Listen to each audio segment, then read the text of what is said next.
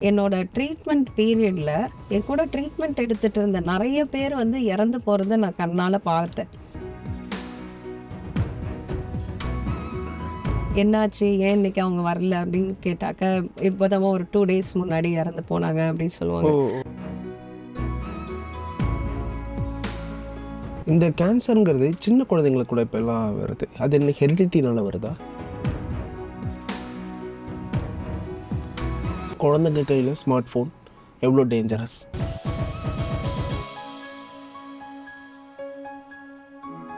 Parenting பண்ணுறதில்ல, parents பண்ணுற தப்பு என்னன்னு நினைக்கிறீங்க? TN Talkies Tamil.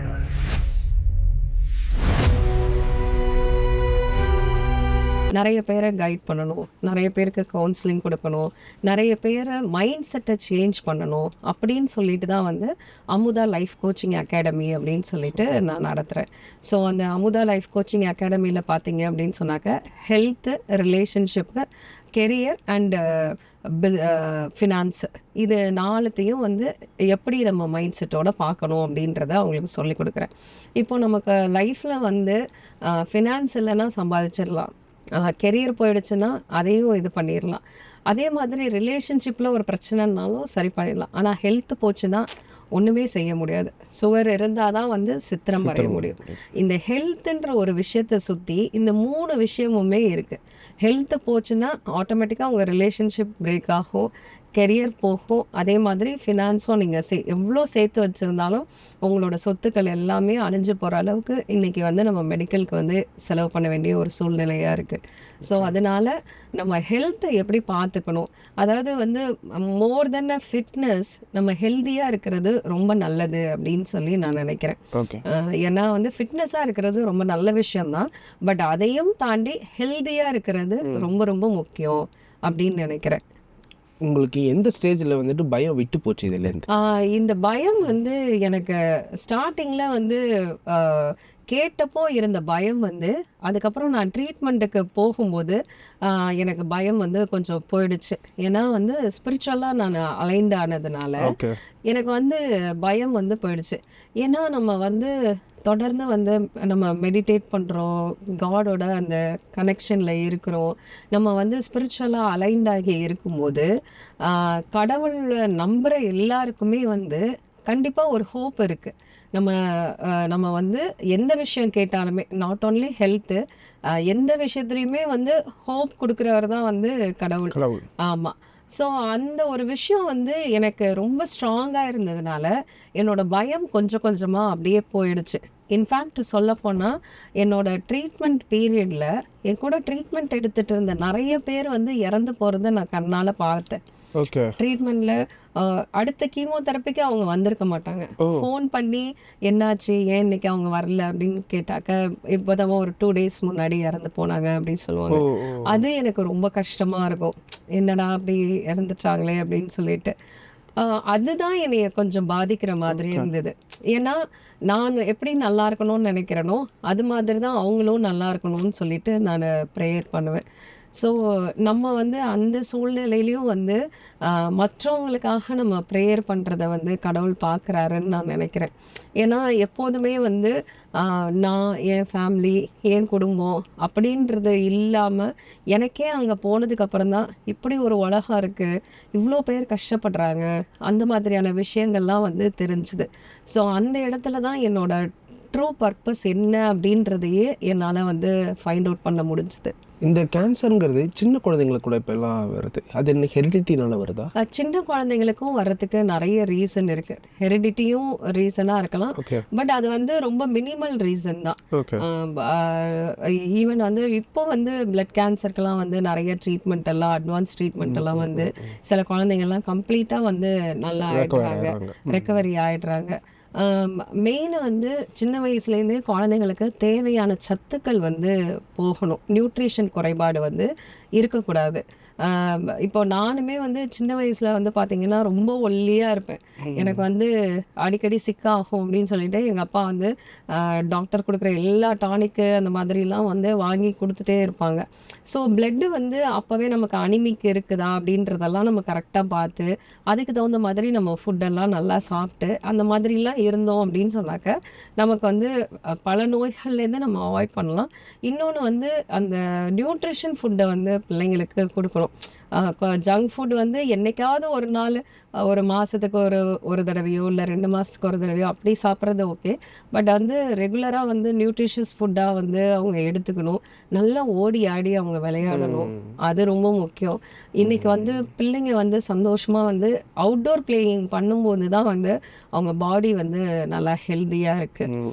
ஸோ சில குழந்தைங்களுக்கு இந்த மாதிரி நியூட்ரிஷன் குறைபாடு இல்லை வேறு சில காரணங்கள்னால இந்த மாதிரி வருது. அது வந்து எனக்கு ரொம்ப பெயின்ஃபுல்லாக இருந்தது. ஏன்னா ட்ரீட்மெண்ட்டுக்கு போகும்போது இந்த மாதிரி குழந்தைங்க அலறதை பார்க்குறது ரொம்ப கஷ்டமாக இருக்கும். ஏன்னா நமக்காவது தாங்கிக்கிற அந்த சக்தி இருக்குது, குழந்தைங்களுக்கு அந்த மாதிரி இல்லையே அப்படின்னு சொல்லிட்டு.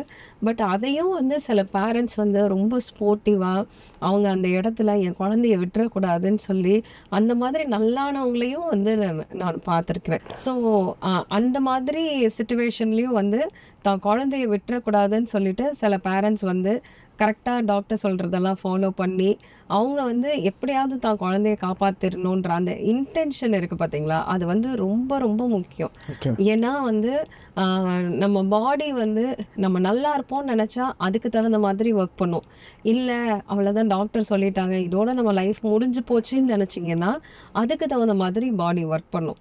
ஸோ உங்களோட இன்டென்ஷன் நீங்கள் பாடிக்கிட்ட என்ன பேசுகிறீங்க அது வந்து ரொம்ப ரொம்ப முக்கியம். இப்போ நான் வந்து அன்னைக்கு இருக்கும்போது வந்து ஒரு சாத்தியக்கூறு கூட கிடையாது, நான் உயிரோட இருப்பேன்றதுக்கு ஒரு சாத்தியக்கூறு கூட கிடையாது. ஆனால் என் மைண்டில் வந்து நான் ரொம்ப வந்து தெளிவாக இருந்த ஒரு விஷயம் என்னென்னா, கண்டிப்பாக நான் நல்லா உயிரோட இருப்பேன். நான் உயிரோட இருந்து நிறைய மக்களுக்கு வந்து இந்த கேன்சர் இல்லாமல் போகிறதுக்கு என்னென்ன வழியோ அதெல்லாம் வந்து செய்யணும் அப்படின்ற ஒரு ஆசை அந்த மாதிரிலாம் வந்து நிறைய இருந்துச்சு. ஏன்னா எதிரிக்கு கூட இந்த நோய் வரக்கூடாது அப்படின்னு தான் வந்து எல்லாருமே வந்து நினைப்பாங்க. இந்த நோய் மட்டும் இல்லை, இன்னைக்கு நோயே வந்து யாருக்கும் வரக்கூடாது அப்படின்றது தான் வந்து என்னோட ஒரு எண்ணமாக இருக்குது. ஏன்னா நோயினால் வந்து எல்லாத்தையுமே நம்ம இழந்துருவோம். குடும்பத்தில் உள்ள சந்தோஷம் போயிடும், சுற்றி இருக்கிற உறவுகள் போயிடும், நிறைய விஷயங்களை வந்து நம்ம இழந்துருவோம். ஸோ அதனால நம்ம வந்து கொஞ்சம் அவேராக இருக்கிறது வந்து ரொம்ப ரொம்ப நல்லது அப்படின்னு சொல்லி நான் நினைக்கிறேன். நீங்கள் லைஃப் கோச்சாக இருக்கிறதுனால இந்த கொஸ்டின் நான் கேட்குறேன். மேபி இது அவுட் ஆஃப் த சிலபஸாக கூட இருக்கலாம். குழந்தைங்க கையில் ஸ்மார்ட் ஃபோன் எவ்வளோ டேஞ்சரஸ்? ஸ்மார்ட் ஃபோன் இருக்கிறத நாங்கள் எல்லாருமே வந்து அதை வந்து ரொம்ப டேஞ்சராக தான் வந்து பார்க்குறோம். ஏன் அப்படின்னு சொன்னாக்கா ஒரு குழந்தையோட சிந்தனை திறன் அப்படின்றது வந்து குறைஞ்சிருது. அவங்களுக்கு மெமரி லாஸுமே வந்து நிறைய ஏற்படுது. ஓகே. ஆமாம், அவங்களால வந்து கவனச்சிதறல்களும் வந்து பயங்கரமாக இருக்குது. ஃபோனில் அடிக்ட் ஆகும்போது அவங்களுக்கு வந்து நீங்கள் எத்தனை தடவை நீங்கள் கூப்பிட்டு பாருங்கள், அவங்க காதில் அது விழவே விழாது. அஃப்கோர்ஸ் நாட் ஓன்லி அவங்க மட்டும் இல்லை, நம்மளுமே வந்து ரொம்ப அதில் மூழ்கிட்டோம் அப்படின்னு சொன்னாக்க நம்மளை கூப்பிட்டா கூட நமக்கு வந்து தெரியவே தெரியாது. ஸோ ஃபோன் அடிக்ஷன் வந்து குழந்தைங்களுக்கு கண்டிப்பாக இருக்கக்கூடாது. அதுக்கு வந்து ஒரு மெயின் ரீசன் வந்து பேரண்ட்ஸும் தான். ஏன்னா பேரண்ட்ஸும் வந்து என்ன பண்ணுறாங்க, இன்றைக்கி இருக்க ஒர்க்கிங் பேரண்ட்ஸ் வந்து அவங்க வேலையை முடிச்சுட்டு அதுக்கப்புறம் வந்து அந்த ரிலாக்ஸேஷனை வந்து மொபைலில் தான் வந்து எல்லாருமே வந்து தேடுறாங்க. இப்போது என்னோட குழந்தையுமே வந்துட்டு பார்த்தீங்க அப்படின்னு சொன்னால் அடிக்கடி ஃபோன் பார்க்க ஆரம்பித்தா. நானும் ஒர்க் பண்ணுவேன், அவரும் ஒர்க் பண்ணுவார், அவங்களோட அக்காங்க எல்லாரும் வந்து படிச்சுட்டு இருப்பாங்க. ஸோ அப்போ நாங்கள் என்ன பண்ணோம் அப்படின்னு சொன்னாக்க, எங்கள் அப்பார்ட்மெண்ட்டில் இருக்கிற அவள் ஏஜ் குரூப் குழந்தைங்க எல்லாரையும் ஒன்றா சேர்த்து அவங்கள வந்து விளையாடுறதுக்கு வச்சோம். ஸோ அவங்க எல்லாருமே வந்து பயங்கரமாக நல்லா விளையாட ஆரம்பித்தாங்க. அதுக்கப்புறம் வந்து வெளியில் ஷட்டில் போடுறது, அப்புறம் டான்ஸ் ஆடுறது, அந்த மாதிரி குழந்தைங்களுக்கு என்ன பிடிக்குதோ அதில் வந்து அவங்க இன்வால்மெண்ட் காட்டும்போது இந்த ஃபோன் பார்க்குற அடிக்ஷன் வந்து ஆட்டோமேட்டிக்காக வந்து அவங்களுக்கு குறையுது. ஸோ அது வந்து அவங்க பாடிக்கும் நல்லது, இன்னொன்று அந்த மாதிரி விளையாடும் போது அவங்க வந்து சண்டை போட்டுக்கிறது, சேர்ந்துக்கிறது, அந்த மாதிரி இமோஷ்னலாகவும் வந்து அவங்க நல்லா பேலன்ஸ்டாக இருப்பாங்க. இப்போது எனக்கு ஒரு ஃபெயிலியரை பார்த்தா பயம், ஃபியர் ஆஃப் ஃபெயிலியர், நான் இங்கே தோற்றுருவணும் அப்படின்னு நிறைய பேர் பயப்படுவாங்க, நான் மட்டும் இல்லை. அதை எப்படி ஓவர் கம் பண்ணுறது? கண்டிப்பாக இது எல்லாருக்குமே இருக்கிற பயம்தான். இப்போ எனக்குமே வந்து பார்த்தீங்க அப்படின்னு சொன்னாக்கா, ஒரு 2 பிஸ்னஸ் பண்ணி அதில் வந்து நான் ஃபெயிலியராக ஆக வேண்டிய ஒரு சிச்சுவேஷன் இருந்தது. ஸோ அப்போது அடுத்த பிஸ்னஸ் என்னால் பண்ண முடியுமா, நான் அதுலேயும் ஃபெயிலியர் ஆனால் என்ன பண்ணுறது அப்படின்னு சொல்லிட்டு இருக்கும்போது, இந்த ஃபெயிலியருக்கான ரீசன் என்ன அப்படின்னு சொல்லிட்டு நான் உட்காந்து அனலைஸ் பண்ண ஆரம்பித்தேன். ஸோ இந்த ஃபெயிலியருக்கு முழுக்க ரீசன் வந்து பார்த்தீங்க அப்படின்னு சொன்னால் நான் தான். ஓகே. ஸோ எல்லா தவறுகளும் நான் தான் செஞ்சுருக்கேன். எந்த இடத்துல வந்து கரெக்ஷன் பண்ணணுமோ அந்த இடத்துல சரியாக கரெக்ஷன் பண்ணல, மணியை சரியாக ஹேண்டில் பண்ணலை, ஸோ கன்சிஸ்டன்சி இல்லை, இந்த மாதிரி நிறைய காரணங்கள் இருந்துச்சு. ஸோ இந்த விஷயங்களை வந்து ஒன்ஸ் நான் அனலைஸ் பண்ணதுக்கப்புறம் அதை வந்து சரி பண்ணுறதுக்கான முயற்சியில் நான் ஈடுபட்டேன். ஸோ அப்படி 2 பிஸ்னஸில் ஃபெயிலியர் ஆனதுக்கப்புறம் தான் என்னோட தவறுகளை வந்து நான் சரி பண்ணி இன்றைக்கி வந்து ஒரு சக்ஸஸ்ஃபுல் லைஃப் கோச்சாக என்னால் இருக்க முடியுது. Super ma'am. இப்போது செல்ஃப் கான்ஃபிடென்ஸுங்கிறது உங்களோட கேன்சர் லைஃப் அதை தாண்டியும் இப்போ இருக்கிற நார்மல் லைஃப்க்கும் ரொம்ப முக்கியமானது. அந்த செல்ஃப் கான்ஃபிடென்ஸ் இன்க்ரீஸ் பண்ணுறதுக்கான ஈஸியான வே என்னது? செல்ஃப் கான்ஃபிடென்ஸ் இன்க்ரீஸ் பண்ணுறதுக்கு ஈஸியான வே அப்படின்னு பார்த்தீங்கன்னா, உங்களை நீங்கள் என்றைக்கும் உயர்வாக நினைக்கணும். ஓகே. உங்களை யார் கூடயும் நீங்கள் கம்பேர் பண்ணக்கூடாது. உங்களை வந்து தாழ்மையாக நினைக்காதீங்க. கடவுள் வந்து எல்லாரையும் ஈக்குவலாக தான் படைச்சிருக்கிறாரு.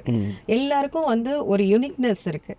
பட் நம்ம அந்த யூனிக்னஸை வந்து இன்னொருத்தோட கம்பேர் பண்ணி நம்ம வந்து பார்த்தோம் அப்படின்னு சொன்னாக்க அது நமக்கு ஒத்து போகாது. இப்போது ஒரு யானை இருக்குது, ஒரு குதிரை இருக்குது அப்படின்னு சொன்னாக்க யானையும் குதிரையும் ஒன்று கிடையாது. யானைக்குன்னு ஒரு வேலை இருக்குது, குதிரைக்குன்னு ஒரு வேலை இருக்குது. அப்படி தான் நம்ம எல்லாருக்கும் வந்து ஒரு யூனிக்னஸ் இருக்குது. அந்த யூனிக்னஸ் என்னன்றத நம்ம ஃபைண்ட் அவுட் பண்ணணும். அதை விட்டுட்டு நம்ம கம்பேர் பண்ணும்போது ஒருத்தர் வந்து நம்மளோட படிச்சிருந்திருப்பான், நம்மளை விட இன்னும் கொஞ்சம் ஹையர் சேலரிக்கு போயிருந்திருப்பான். அதை பார்த்தோன்னா நமக்கு வந்து என்னடா நம்ம மட்டும் இப்படி இருக்கிறோமே அப்படின்னு சொல்லிட்டு நம்ம கான்ஃபிடென்ஸ் லெவல் குறையும். ஸோ ஃபஸ்ட்டு வந்து நீங்கள் கம்பேர் பண்ணுறத நிறுத்துங்க. உங்களோட ஸ்கில்ஸ் என்ன அதை ஃபஸ்ட்டு அனலைஸ் பண்ணுங்கள். எந்த இடத்துல நீங்கள் லேகாக இருக்கீங்க, எப்போதுமே வந்து நீங்கள் செல்ஃப் அனலைசேஷன் பண்ணும்போது உங்களோட கான்ஃபிடென்ஸ் குறையாது. சரி பண்ணிக்கணும்னு நினைக்கும் போது அந்த கான்ஃபிடென்ஸ் ஆட்டோமேட்டிக்காக இன்க்ரீஸ் ஆகிடும். இப்போ இருக்கிற யங்ஸ்டர்ஸ் மத்தியில் ஓவர் திங்கிங், டிப்ரெஷன் இந்த வார்த்தையெல்லாம் நீங்கள் அதிகமாக கேள்விப்பட்டிருப்பீங்க. நீங்கள் கவுன்சிலிங் கொடுக்கறதுனால நீங்கள் கேள்விப்பட்டிருக்கீங்க. கண்டிப்பாக. அந்த ஓவர் திங்கெல்லாம் ஓவர் கம் பண்ணுறது எப்படி? ஆக்சுவலி வந்து நம்மளை அறியாமலேயே வந்து ஒரு நிமிஷத்துக்கே வந்து எத்தனையோ லட்சம் எண்ணங்கள் வந்து நம்மளை வந்து சேருது. ஸோ கிட்டத்தட்ட 30,000 60,000 எண்ணங்கள் வந்து நம்மளை நோக்கி வருது. ஸோ அந்த எண்ணங்களை வந்து எல்லாத்தையுமே வந்து உங்களால் ப்ராசஸ் பண்ண முடியாது. ஸோ இதுக்கு வந்து நான் பண்ணுற ஒரு விஷயம், மற்றவங்களுக்கு சொல்லிக் கொடுக்குற ஒரு விஷயம் அப்படின்னு சொல்லி பார்த்தீங்கன்னா, காலையில் எழுந்திரிச்சு உங்கள் மைண்டை வந்து நீங்கள் செட் பண்ணுறது தான். ஓகே. ஸோ அதிகாலையில் எழுந்திரிச்சு ஒரு சைலன்ஸில் இருந்துட்டு அன்றைய நாளுக்கு ஒரு நன்றியை சொல்லிட்டு உங்கள் வாழ்க்கையை வந்து அந்த ஒரு மெடிடேஷனோட நீங்கள் ஸ்டார்ட் பண்ணுறீங்க. இதுவரையிலும் வந்து நீங்கள் எப்படி இருக்கிறீங்க, இனி உங்கள் ஃப்யூச்சர் வந்து எப்படி இருக்கணும்னு நீங்கள் நினைக்கிறீங்க, அதை நினச்சி நீங்கள் வந்து உங்களை விஷுவலைசேஷன் பண்ணும்போது உங்களுக்கு வந்து ஃப்யூச்சரில் நீங்கள் என்னென்ன பண்ணுறதுக்கு இப்போ என்னென்ன ஒர்க் பண்ணணும் அப்படின்றது உங்களுக்கு தெரிய ஆரம்பிக்கும்.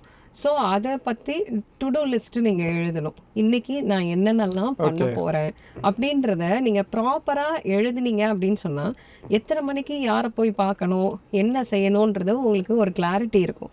பட் எதுவுமே செய்யாமல் அப்படியே பெட் அவுட்டு ஏந்திரிக்கிறது, போய் பல் விளக்காமல் காஃபி குடிக்கிறது, சாப்பிட்றது, பேக்கை தூக்கிட்டு வெளியில் கிளம்பிடுறது. ஏன் போகிறோம், எதுக்கு போகிறோம், என்ன ரீசன், அது மாதிரி நமக்கு வந்து ஒரு பிளானிங்கே இருக்காது. அந்த நேரங்களில் தான் போய் தேவையில்லாததை ஓவர் திங்க் பண்ணிகிட்ருப்போம். பட் உங்களை பற்றி நான் இன்னொரு 5 வருஷத்துக்கு எப்படி இருக்க போகிறேன், அடுத்த வருஷம் நான் எப்படி இருக்க போகிறேன், அதுக்கு நான் இன்றைக்கி என்னென்ன செய்யணும், என்னோட முன்னேற்றங்களுக்காக நான் என்னென்ன செய்யணும் அப்படின்னு சொல்லிட்டு ஒரு பிளானிங் பண்ணுங்கள். அதுக்கு ஒரு 5 to 10 minutes தான் ஆகும். அதை நீங்கள் ப்ராப்பராக நீங்கள் பிளான் பண்ணிவிட்டு திருப்ப ஈவினிங் வரும்போது படுக்கிறதுக்கு முன்னாடி நம்ம பிளான் பண்ணமே இதில் எத்தனை விஷயத்த நம்ம செஞ்சுருக்கோம், எத்தனை விஷயம் நம்ம செய்யாமல் இருக்கோம், அதை நீங்கள் டிக் பண்ணுங்கள். ஆட்டோமேட்டிக்காக உங்களுக்கு தெரிஞ்சிடும் நீங்கள் எந்த ப்ராசஸில் போயிட்டு இருக்கீங்க அப்படின்னு சொல்லிட்டு. அப்போ எந்த இடத்துல வந்து நம்ம ஸ்பீடை இன்னும் கொஞ்சம் அதிகப்படுத்தணும் அப்படின்றது உங்களுக்கு தெரியும். ஸோ இந்த மாதிரி நீங்கள் உங்கள் டேயை பிளான் பண்ணும்போது இங்கே எங்கேயாவது ஓவர் திங்கிங்க்கு வழி இருக்கா? வழி இல்லை. வழி இல்லை. ஏன்னா நீங்கள் ஃபோக்கஸ்டாக இருக்கீங்க. என்ன செய்யறதுனே தெரியாமல் இருக்கிறவங்க தான் வந்து ஃபோனை நோண்டுறது, கண்ட இடத்துக்கு போகிறது, சாப்பிட்றது, ஒரு நேரத்துக்கு 10 டீ குடிக்கிறது, இந்த மாதிரியான விஷயங்கள்லாம் வந்து செய்வாங்க. ஓகே மேம், இப்போது நீங்கள் உங்களோட லைஃப் கோச் அப்போ அந்த ட்ராவல் அப்போ நிறைய ரிலேஷன்ஷிப் பிரேக்கப்ஸ் இதெல்லாம் நீங்கள் வந்துட்டு பார்த்துருப்பீங்க. இப்போவும் பார்க்குறேன். இப்போது இந்த ரிலேஷன்ஷிப் பிரேக்கப்லேருந்து எப்படி இப்போலாம் எனக்கு தெரிஞ்சு அவ்வளோ டிப்ரெஷனாக இருக்கிற மாதிரி தெரில. எல்லாம் வந்துட்டு ஒரு மேக்ஸிமம் 3 days 4 days வந்துட்டு அடுத்த வேலை என்னன்னு சொல்லிட்டு அவங்க பார்க்க போயிடுறாங்க. Which is a good thing. நான் அப்படி தான் பார்க்குறேன். சீக்கிரமாக வந்துட்டாங்களே, மீண்டு வந்துட்டாங்களே அப்படின்னு பார்க்குறேன். அந்த மாதிரி இன்னுமே வந்துட்டு பழைய காலத்தில் இருக்கிற மாதிரி வந்துட்டு இந்த கையெறுத்துக்கிறது, தாடி வளர்க்குறது, இந்த மாதிரிலாம் இருக்காங்களா இன்னும்? அஃப்கோர்ஸ் இருக்க தான் செய்கிறாங்க. ரொம்ப ரேராக சில பேர் இருக்கிறாங்க. அவங்களால வந்து இமோஷ்னலாக வந்து அதை ஹேண்டில் பண்ண முடியாததுனால அந்த மாதிரி ஒரு சூழ்நிலைக்கு இருக்கிறாங்க. பட் என்ன அப்படின்னு சொன்னாக்க, நம்ம வந்து நம்மளோட உயிர் வந்து ரொம்ப ரொம்ப வேல்யூபிள். அது வந்து எல்லாரும் வந்து தெரிஞ்சுக்கணும். ஒரு சின்ன சின்ன பிரச்சனைக்காக நம்ம உயிரை விடுறதுங்கிறது ரொம்ப ரொம்ப ஒரு தப்பான விஷயம். இப்போது என் லைஃப்பை நீங்கள் பார்த்தீங்க அப்படின்னு சொன்னால், அந்த உயிருக்காக நான் எவ்வளோ போராடினேன் அப்படின்றது வந்தவங்களுக்கு தான் வந்து அதோட அருமை தெரியும். டெட் பெட்டு வரையிலும் போயிட்டு திரும்ப உயிரோட வந்தவங்களுக்கு தான் அதோட அருமை தெரியும். எனக்கு நிறைய பேர் அந்த ட்ரீட்மெண்ட் பீரியடில் கூட ரொம்ப தண்ணி அடிக்கிறவங்க, தம் அடிக்கிறவங்க, இவங்களெல்லாம் பார்த்தாக்கா ரொம்ப கோவமாக வரும். நம்ம எவ்வளோ போராடிட்டு இருக்கோம், இவங்கெல்லாம் ஏன் இப்படி வந்து வீணாக்கிக்கிறாங்க, அந்த மாதிரி நினைப்பேன். ஸோ உயிருங்கிறது அவ்வளோ ரொம்ப ரொம்ப முக்கியம். நீங்கள் வந்து உங்களை வந்து நீங்கள் ரொம்ப வேல்யூ பண்ணி உங்களை வந்து நீங்கள் லவ் பண்ணீங்க அப்படின்னு சொன்னால் மற்றவங்களுக்காக கையெடுத்துக்க மாட்டீங்க. ஸோ அந்த செல்ஃப் லவ் அப்படின்றது ரொம்ப ரொம்ப முக்கியம். இப்போது நான் வந்து என்னதான் இவ்வளோ போராடி வந்திருந்தாலும் என்னோட செல்ஃப் கான்ஃபிடென்ஸும் சரி, என்னோட செல்ஃப் எஸ்டீம்னு சொல்லுவாங்க, நம்மளை பற்றி உயர்வாக நினைக்கிறது. ஸோ அந்த விஷயங்களும் சரி, சின்ன வயசுலேருந்து எனக்கு கொஞ்சம் அதிகமாக தான் இருந்ததை நான் பார்க்குறேன். எந்த இடத்துலையும் நான் யாருக்கும் குறைஞ்சவ கிடையாது அப்படின்ற ஒரு எண்ணம் வந்து எனக்குள்ளே இருந்தது. அதனால தான் வந்து எனக்கு வந்து எனக்கு கேன்சர்னு தெரிஞ்சப்போ கூட எனக்கு ஒரு ஷேம் வரல, கில்ட் வரல, நான் வந்து ஷையாக ஃபீல் பண்ணலை. என்னால் வந்து ஸ்கார்ஃப் கட்டிட்டு எல்லா இடத்துக்கும் என்னால் போக முடிஞ்சுது, எல்லார்கிட்டையும் சகஜமாக பேச முடிஞ்சுது. ஆனால் இன்றைக்கி நிறைய ஒர்க்கிங் ப்ரொஃபஷனல்ஸ் பார்த்தீங்கன்னா, அவங்களுக்கு வந்ததை சொல்கிறதுக்கு கூட பயப்படுவாங்க. இப்படி சொன்னால் நம்மளை ஏதாவது தப்பாக நினச்சிருவாங்க, அந்த மாதிரிலாம் வந்து பயப்படுறாங்க. அந்த பயமெல்லாம் வந்து தேவையே இல்லை. ஏன்னா தன்னைத்தானே வந்து பாடியால் சரி பண்ணிக்க முடியும். ஸோ அந்த நேரத்தில் நமக்கு சில சப்போர்ட் தேவைப்படுது. அதுக்காக வந்து நம்ம மெடிசின்ஸ் எடுக்கிறோம். ஸோ இதில் வந்து நம்ம வருத்தப்படுறதுக்கோ நம்மளை பற்றி தாழ்வாக நினைக்கிறதுக்கோ ஒன்றுமே இல்லை. ஸோ அதனால் உங்களுக்கு அப்படி வந்துச்சுன்னா, உங்களுக்கு அந்த டைமில் சப்போர்ட் தேவைன்னா தைரியமாக நீங்கள் அந்த சப்போர்ட்டை எடுத்துக்கோங்க. நீங்கள் அதிலிருந்து வர்றதை பார்க்குற மற்றவங்களுக்கு நீங்கள் வந்து ஒரு ரோல் மாடலாக இருப்பீங்க. உங்களை பார்த்து நிறைய பேர் வந்து இம்ப்ரெஸ் ஆகி அவங்களும் வந்து என்ன கஷ்டம்னாலும் நம்மளால் அதுலேருந்து வெளியில் வர முடியும் அப்படின்னு சொல்லிட்டு நினைப்பாங்க. ஸோ கஷ்டம் வந்துச்சு அப்படின்னா அதை மறைச்சி வைக்கணும் அப்படின்றது அவசியம் இல்லை. மேடம், நான் பார்த்த வரைக்கும் யங்ஸ்டர்ஸ் நிறையா பேர் வந்துட்டு அவங்க லைஃப்பை ரொம்ப கேர் பண்ணுறாங்க. லைஃப் இன் சென்ஸ் ஃப்யூச்சரை பற்றி சொல்லலை, உயிர் சம்மந்தமான விஷயம்லாம் சொல்கிறேன். இந்த டைம்லேயே வந்துட்டு நிறைய ரிஸ்க் எடுத்துகிட்டு, ஃபார் எக்ஸாம்பிள் நீங்கள் ஸ்ட்ரீட் ரேசிங்லாம் நீங்கள் பார்த்துருப்பீங்க. நீங்கள் ஈஸியாக பக்கமாக போகும்போதெல்லாம் பயங்கரமாக ஸ்பீடெல்லாம் போயிட்டுருக்காங்க வித்தவுட் ஹெல்மெட் வேறு. ஸோ அந்த மாதிரி அட்வென்ச்சர் ஆக்டிவிட்டீஸ்லாம் இந்த டைமில் இருந்து ரிஸ்க் எடுத்து அவங்க பண்ணிகிட்டு இருக்காங்க. அவங்களுக்கு நீங்கள் என்ன அட்வைஸ் சொல்வீங்க? ஒரு உயிர் எவ்வளோ முக்கியமானதுன்னு நீங்கள் சொன்ன கரெக்டாக இருக்கும். கண்டிப்பாக. ஏன்னா அவங்க வந்து அந்த ரேஸ்க்கு போகும்போது அந்த ரேஸ் மூலமாக வந்து அவங்களோட அந்த டோப்பமைன் வந்து ரொம்ப எனர்ஜெட்டிக் ஆகி அது வந்து கொடுக்குற ஹாப்பினஸ் வந்து அவங்களுக்கு ரொம்ப பெரிய விஷயமா இருக்குது.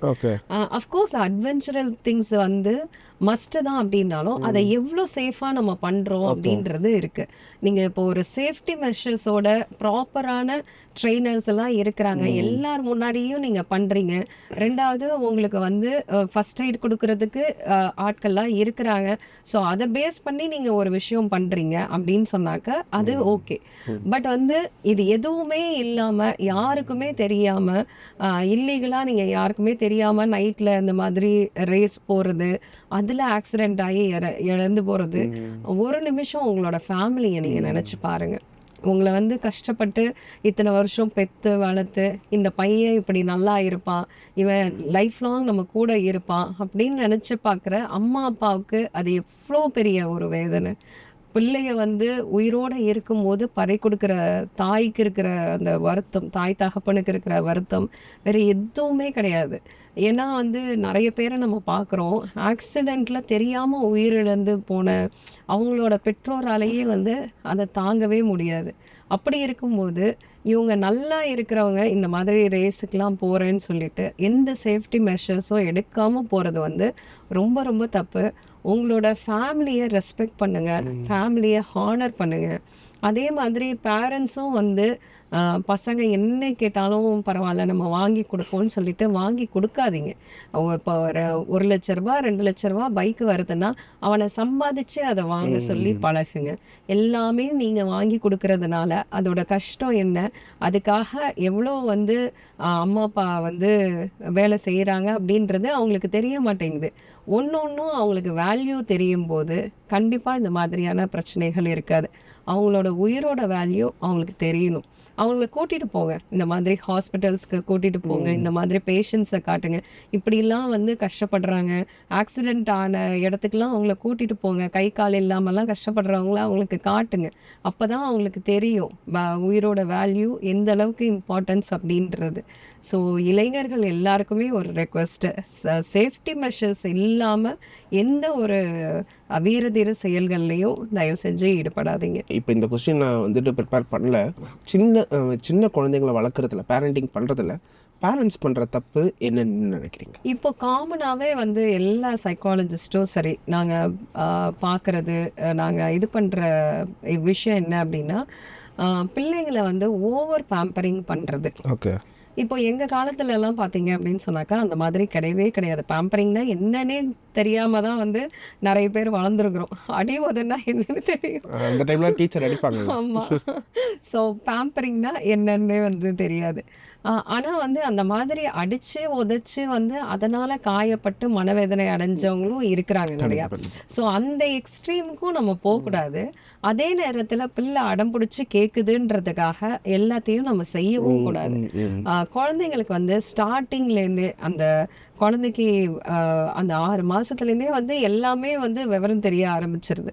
ஸோ அப்போது ஸ்டார்டிங்லேருந்தே நம்ம வீட்டில் வந்து டூஸ் எது டோன்ட்ஸ் எது அப்படின்றத குழந்தைங்களுக்கு தெளிவாக நீங்கள் வந்து கற்றுக் கொடுக்கணும். இதுன்னா நீ செய்யலாம், இது வந்து கண்டிப்பாக செய்யக்கூடாது, இதை நாங்கள் அலோவ் பண்ண மாட்டோம். அதில் வந்து ஒரு இம்பார்ட்டண்ட் விஷயம் என்னென்னா, கணவனும் மனைவியும் சேர்ந்த மாதிரி அந்த டெசிஷன்ஸை எடுக்கணும். அது ரொம்ப ரொம்ப முக்கியம். ஒருத்தர் வந்து செல்லம் கொடுக்கறது, இன்னொருத்தர் வந்து கண்டிக்கிறது, அப்படி இருந்தால் குழந்தைங்க கண்டிப்பாக ஏமாத்திடுவாங்க. எல்லா விஷயத்துலையுமே வந்து பேரண்ட்ஸ் வந்து ஸ்ட்ரிக்டாக வந்து இதை நீ செய்யலாம், இதை நீ செய்யக்கூடாது அப்படின்றதுல சின்ன வயசுலேருந்தே அவங்களுக்கு பழக்கிட்டாங்கன்னா அம்மா அப்பாவை மீறி நம்மளால் செய்ய முடியாதுன்றது அவங்களுக்கு கான்ஷியஸாக அது உள்ளே போக ஆரம்பிச்சிடும். ஸோ அப்போது அவங்க வந்து அம்மாவையும் தனியாக ஏமாற்ற மாட்டாங்க, அப்பாவையும் தனியாக ஏமாற்ற மாட்டாங்க. அதுக்கு வந்து அந்த பேரண்ட்ஸ் வந்து டிசைட் பண்ணணும். ரொம்ப நன்றி மேம். நான் கேட்ட எல்லா கேள்விக்கும் நீங்கள் ரொம்ப பொறுமையாக, அழகாக, தெளிவாக, நச்சுன்னு உரைக்கிற மாதிரி எல்லா விதமாகவும் பதில் சொல்லியிருக்கீங்க. ரொம்ப நன்றி madam. Thank you so much Annamalai. Thank you.